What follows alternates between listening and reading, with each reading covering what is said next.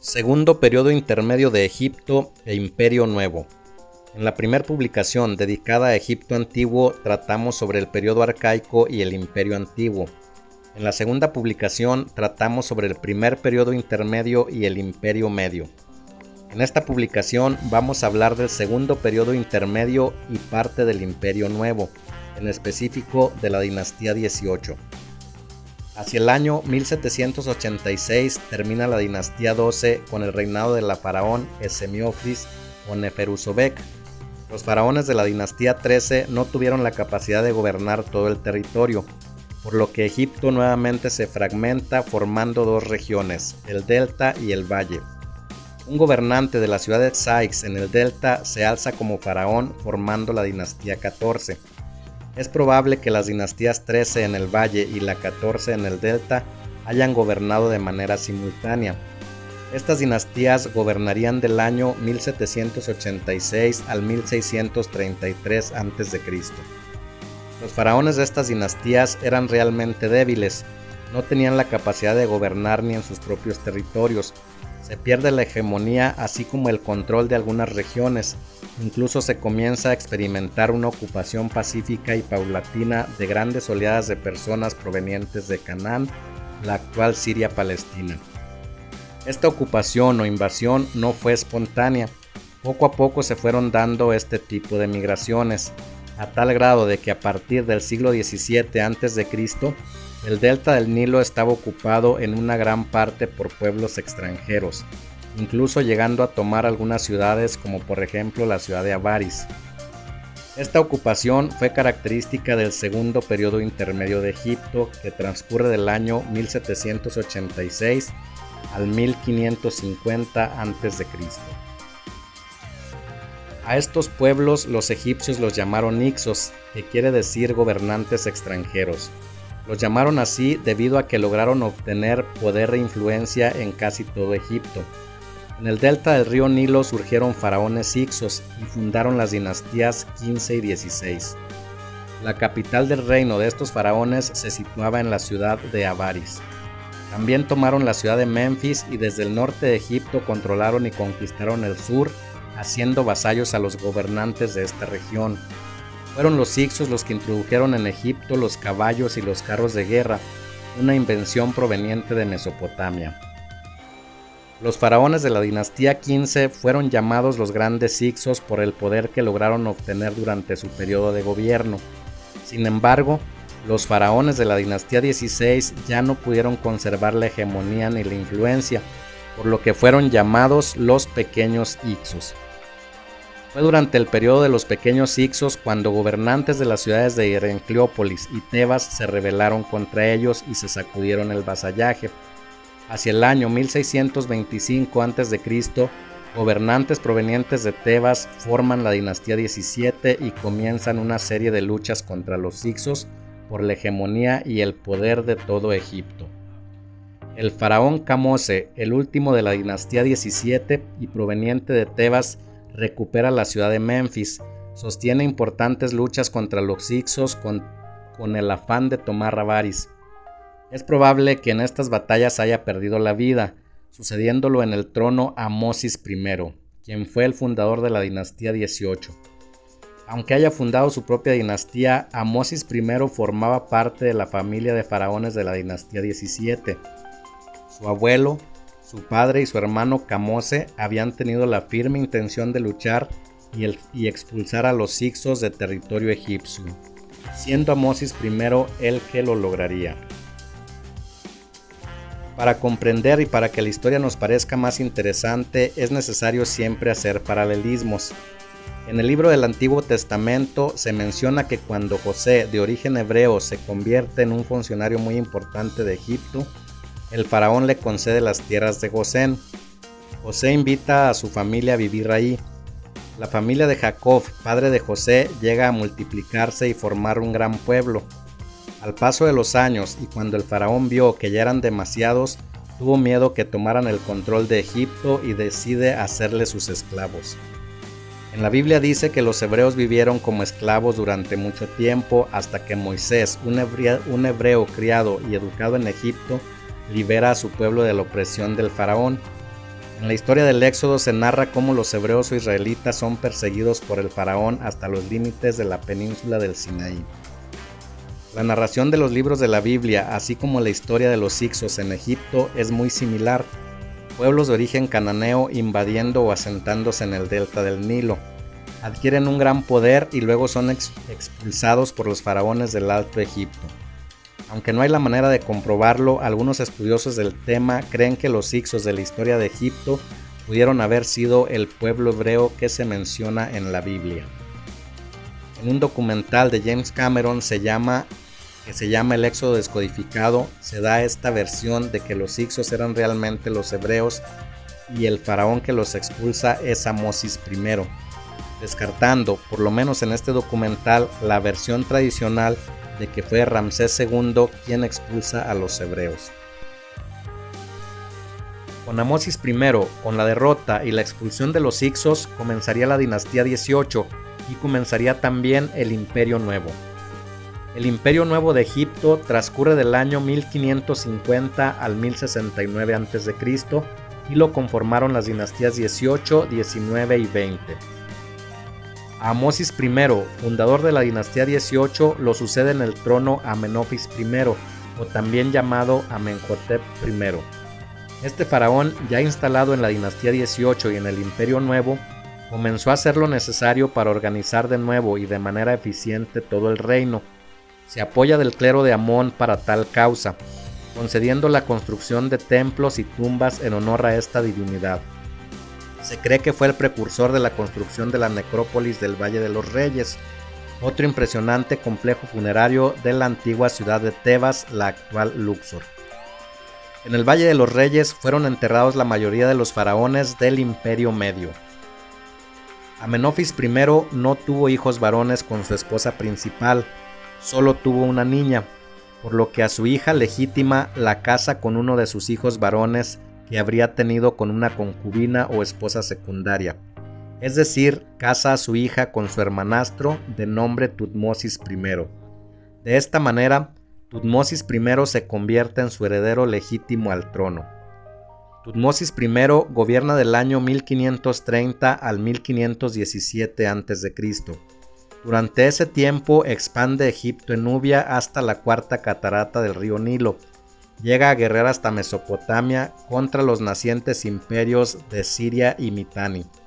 Le dio seguimiento a la necrópolis del Valle de los Reyes, donde él mismo sería enterrado posteriormente.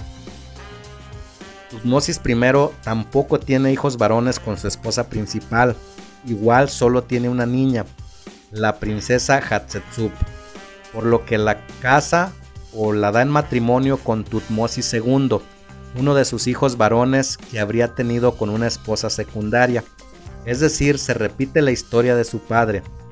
Tutmosis I casa a su hijo Tutmosis II con su hija legítima Hatshepsut. Casándose con su hermanastra, Tutmosis II se hace legítimo y hereda el trono, convirtiéndose en el cuarto faraón de la dinastía 18. Este monarca dura en el trono solo 4 años, de 1517 a 1513 a.C. Al morir, tampoco deja descendencia masculina con su esposa la reina Hatshepsut, solo un niño de una esposa secundaria, Tutmosis III. Siendo todavía un niño de 4 años, Tutmosis III no podía heredar el trono, ya que era muy pequeño, así que la reina Hatshepsut fue su corregente por algunos años. Sintiéndose cómoda con el poder y siendo Tutmosis III todavía un niño, se hace del mando y se proclama faraón, siendo la tercera mujer que se convierte en faraón del antiguo Egipto y la quinta gobernante de la dinastía 18. Su reinado transcurre del año 1513 al 1490 a.C. Esta gobernante gozó de gran popularidad. Era descendiente directa de los faraones que habían expulsado a los Hicsos de territorio egipcio. Además, formó una gran alianza con el clero de Amón. Dotó a los sacerdotes de distintos privilegios y a cambio de todos los favores al clero, este implantó en el pueblo egipcio la idea o el mito de que Hatshepsut era hija del dios Amón. La reina faraón, con apoyo del clero, declaraba que Tutmosis I no era su padre. Crearon la mitología que el propio dios Amón visita en una noche a su madre Amose. De tal encuentro, Amose logra concebir a la princesa. Con una figura de carácter totalmente divino, no solo era la gobernante, sino también la representante de su padre en la tierra. Aunque Hatshepsut se consideró una gobernante pacífica a comparación con otros faraones, lo cierto es que también emprendió campañas militares, principalmente contra Nubia, que era una región que se rebelaba continuamente. También defendió sus fronteras ante ataques de tribus de Siria-Palestina. Su hijastro, Tutmosis III, una vez que alcanzó la edad conveniente, se convierte no solo en su futuro sucesor, sino que también era un gran guerrero, una especie de general que iba al frente de las campañas militares que emprendía la reina faraón. Esta faraón mantuvo la capital en Tebas, mandó construir la capilla roja del gran templo de Amón en Karnak, también erigió enormes obeliscos que se tallaban en una sola pieza de cantera. Uno de los obeliscos mandados construir por esta faraón mide 33 metros de altura y se encuentra en la ciudad de Luxor. También se mandó construir un templo funerario en el complejo de Deir el-Bahari, cerca del Valle de los Reyes. El templo se considera uno de los monumentos más impresionantes del antiguo Egipto. Lo construyó junto al templo funerario de Mentuhotep II, faraón de la dinastía 11. En el interior hay asombrosas inscripciones en bajo relieve. Además está diseñado con columnas y escalinatas. Las terrazas escalonadas de su exterior tienen más de 30 metros de altura. Las terrazas se conectan con una enorme rampa central que originalmente estaba adornada a los laterales con jardines de plantas exóticas como árboles de incienso y mirra traídas desde el misterioso país de Punt, tierra que visitó la faraón. El templo fue diseñado y dirigido por el arquitecto Senenmut, que además era el primer ministro Ochati. De hecho, antes de que Tutmosis II muriera, Senenmut había sido nombrado administrador y cuidador de los bienes de la gran esposa real, así como administrador y cuidador de los bienes de la hija de Hatshepsut con Tutmosis II, la princesa Neferure, siendo él quien cuidaría a la reina y a su hija. Pasaba mucho tiempo con ellas, en especial con Hatshepsut. Incluso se ha llegado a pensar que antes de la muerte de su marido, la reina Hatshepsut y Senenmut eran amantes, y que Neferure sería el resultado de este adulterio. Otro de los hombres importantes durante el reinado de Hatshepsut fue Hapusenef, sumo sacerdote del templo de Amón, y en algún momento también fue su chati. Lo real es que estos dos personajes fueron bastante influyentes durante este periodo, al grado de que al poco tiempo de morir ellos, el poder de la reina se fue disminuyendo y comienza a cobrar importancia su hijastro y posterior sucesor, Tutmosis III. Al final del reinado de Hatshepsut ya se encontraba muy enferma, por lo que antes de su muerte su sucesor prácticamente comienza a gobernar. Al final, tras 22 años de gobierno, ella muere, tomando el poder absoluto el faraón Tutmosis III. Tutmosis III fue el sexto rey de la dinastía 18 y gobernó del año 1490 al 1443 a.C. La historia de este faraón también es algo fascinante. Era un niño de 4 años y siendo hijo de una concubina fue coronado, pero ya que porque estaba muy pequeño por su corta edad no podían casarlo con su media hermana Neferure, que era de sangre real pura, por lo que su madrastra Hatshepsut se convierte en su corregente. Unos años después, y siendo él muy jovencito aún, su madrastra lo destrona y se proclama ella faraón. Aunque en un principio se había pensado que él se había resentido con ella, historiadores modernos sostienen la teoría de que no fue así. Contrario a las hipótesis del resentimiento, Tutmosis III se convierte en un gran líder militar al servicio de su antecesora, teniendo varias campañas militares exitosas. Según historiadores modernos, Hatshepsut y Tutmosis III se habrían tenido un gran respeto y estima. Otra evidencia de que apoya esta teoría es que el templo del faraón fue erigido junto al de su madrastra y antigua corregente. Si fuera cierta la teoría del resentimiento, Tutmosis III jamás hubiera querido permanecer sepultado junto a ella. Este faraón traía desde niño una gran vocación militar. Controla los territorios nubios que se habían conseguido antes. También emprende campañas militares efectivas contra Canaán y Siria-Palestina. En una de esas campañas logra someter también a Chipre. Hay inscripciones en obeliscos levantados en Karnak que hablan de todas esas victorias. Logra acrecentar los límites del territorio egipcio desde Napata en Nubia hasta Siria, llegando al río Éufrates. Dentro de sus dominios estaban el Sinaí, Canaán y Siria. Los príncipes o gobernantes de estas ciudades tenían que pagar tributo a Egipto.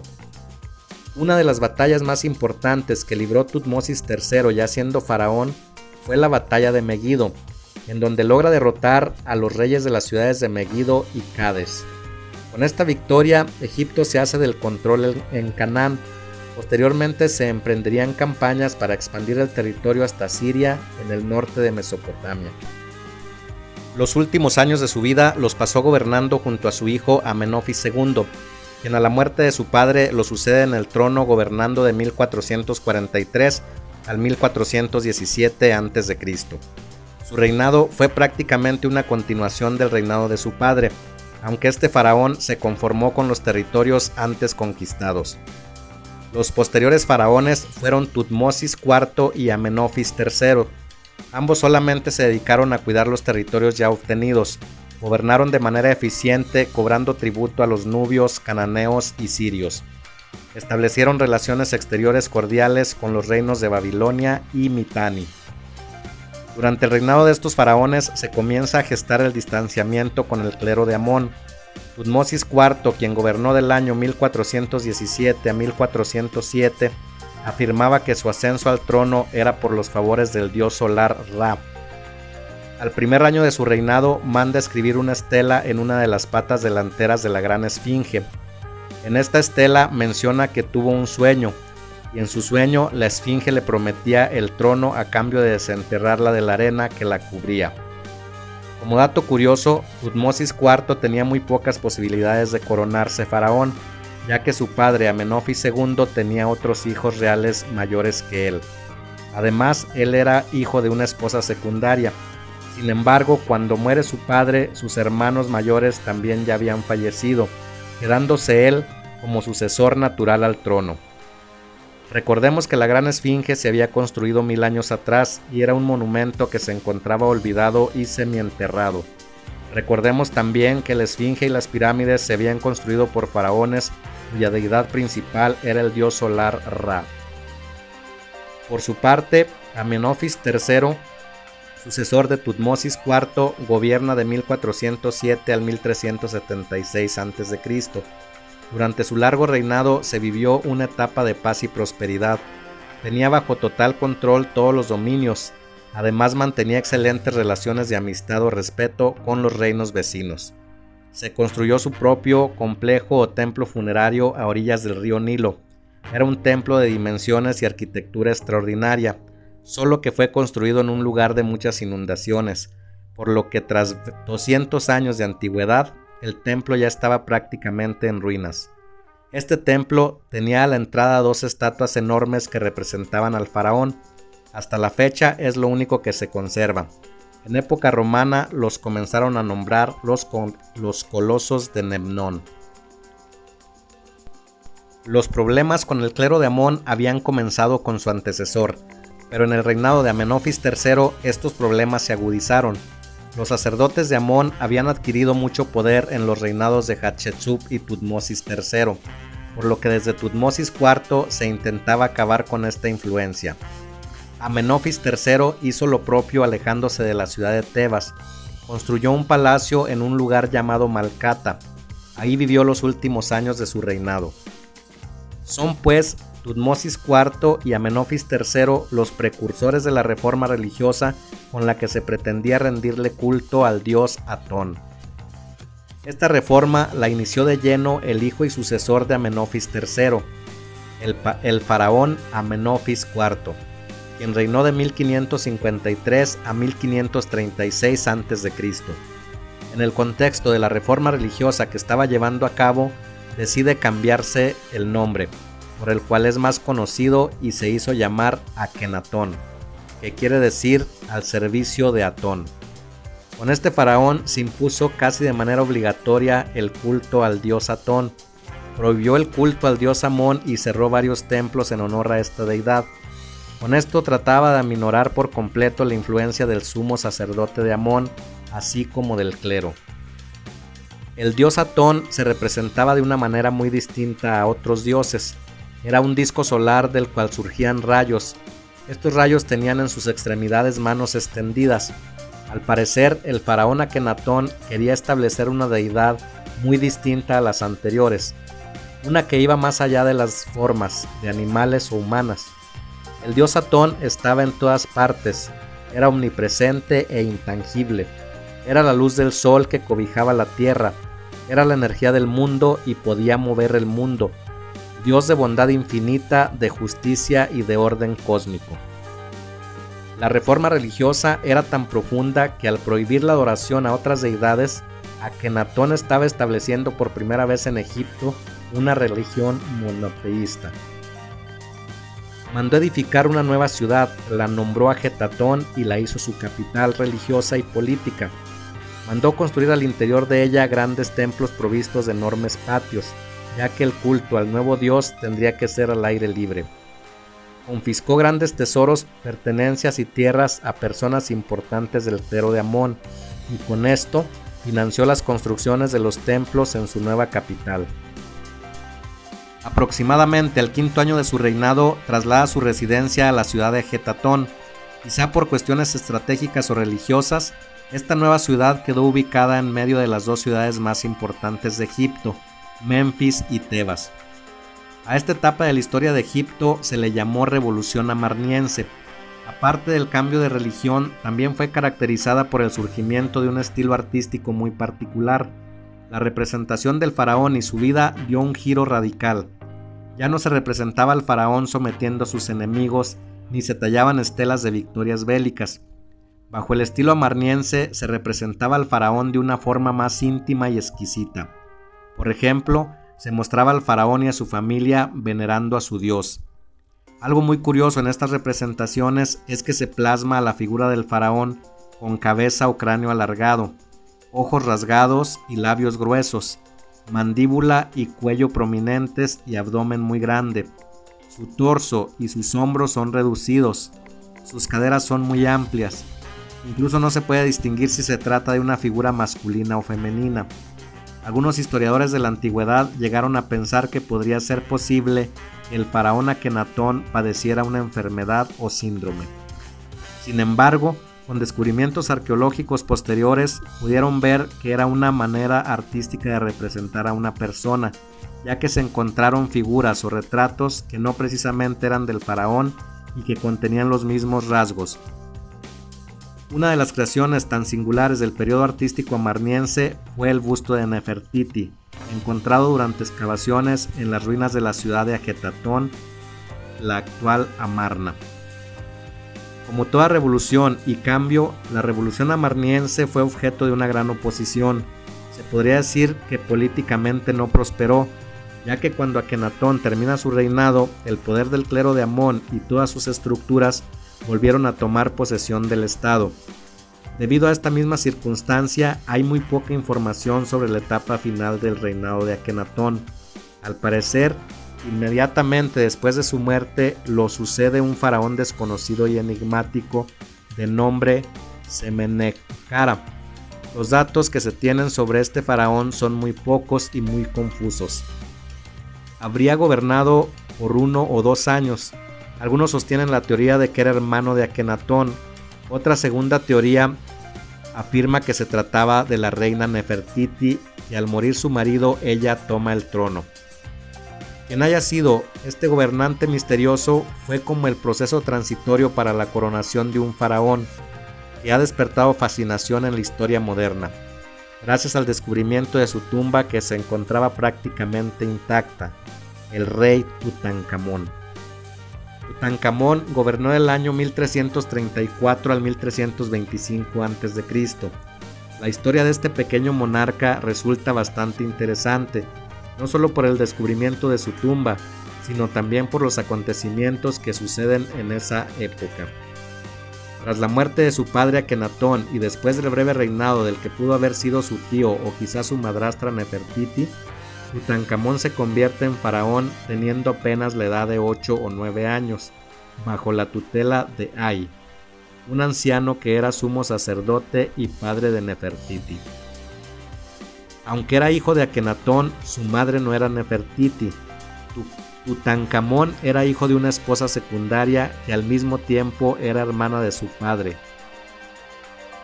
A este faraón niño lo casaron con su media hermana, que sí era hija de Nefertiti y Akenatón. Esta jovencita se llamaba Angesenamón. El joven matrimonio procreó 2 hijas que murieron, la primera durante el embarazo y la segunda casi al nacer. El primer y original nombre de Tutankamón era Tutanjatón, que significa imagen viviente de Atón. Después de su muerte, claramente por influencia del clero, su sucesor le hizo cambiar de nombre llamándolo Tutankamón, que quiere decir imagen viviente de Amón. Debido a que Howard Carter, el descubridor de su tumba, no podía pronunciar la J, la cambiaba por la letra K. Por estas cuestiones de pronunciación, su nombre es más popularmente conocido como Tutankamón. El descubrimiento de su tumba sin duda fue un acontecimiento de más impresionante, por lo que va a ser necesario tratarlo de manera especial en otro video. En esta ocasión nos vamos a centrar en su reinado únicamente.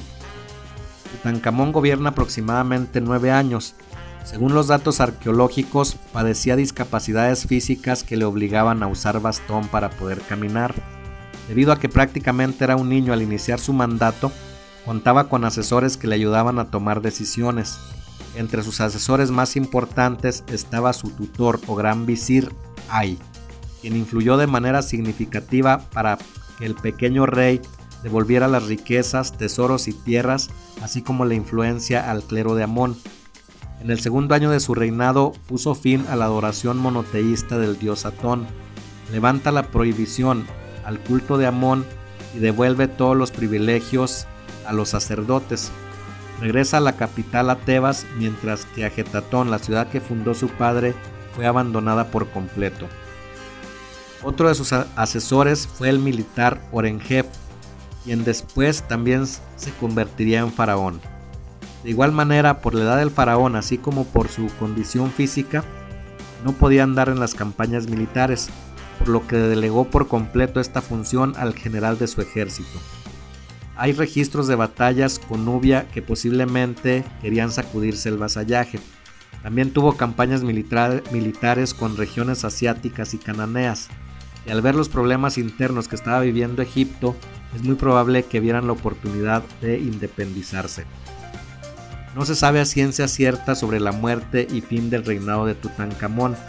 La teoría más aceptada es que murió de forma natural por su condición física débil, así como por sus bastantes problemas de salud.